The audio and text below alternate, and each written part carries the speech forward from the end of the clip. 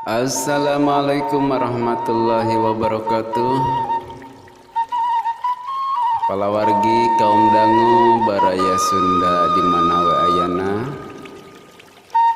manga urang teraskeun deui ieu dongeng dina carios ngalalana atanapi si Bopeng ngalalana, karya Adi Uyan, bagian yang keempat,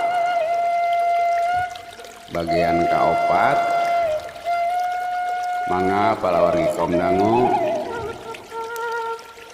mudah-mudahan ieu dongeng sing tiasa ngahibur hitung-hitung pang beberah manah urang sadaya, amin. Mangga urang lajengkeun. Sakadomas ngabarakatak seuri, panon mancorong biwir kumueuteup kumetap ningali Nyai Wanarsih nu ceurik. Tega anjeun saka mateni salaki kaula, saur Wanarsih bari panon ngadilak pinuh ku kangewa. Wanarsih, anjeun asa beuki geulis menuju ambek teh, cek Sakadomas bari sakilat Noel gado nu geulis Wanarsih. Cih, montong kurang ajar sia saka. Wanarsih nyiduhan ka Sakadomas. Gajleng Sakadomas sakilat notok urat sarap Wanarsih.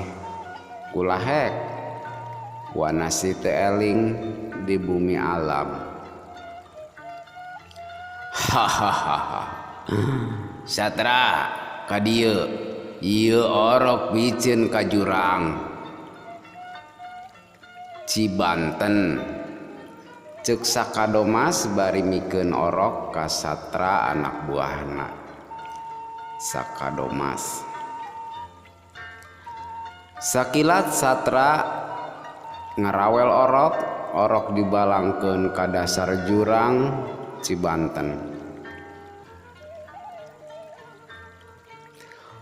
Modar siah, ceuk Satra calawangun nu teu ngarasa dosa. Atos gan orok tos dialungkeun ku kaula. Kedah kumaha ayeuna agan, abdi nunggu parentah ti agan. Kumpulkeun euy balad-balad, urang balik ke kadipaten. Kaula sugema waktu nu geus dianti-anti ku laksana. Ayeuna ceuk Sakadomas, geulis Wanarsih, tiba heula akang nganti-nganti anjeun kembang socak kaula. Lugina hate akang geus nandasa si Bagus Suntara. Ceuk Sakadomas bari nyiuman Wanarsih nu masih can eling.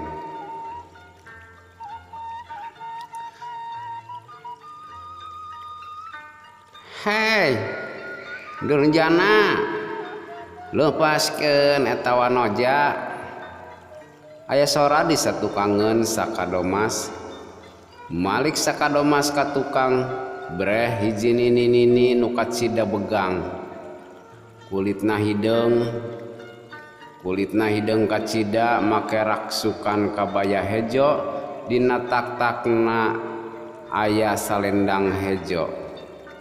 Korejat Sakadomas ngorejat, nangtung bari taki-taki. Palawargi kaum dangu baraya Sunda di mana wayana, cag dugi ka dieu heula dina carios ngalalana bagian anu kaopat. Hatur nuhun palawargi, mangga diantos di bagian anu kalima. Wilujeng kantun, mangga permios.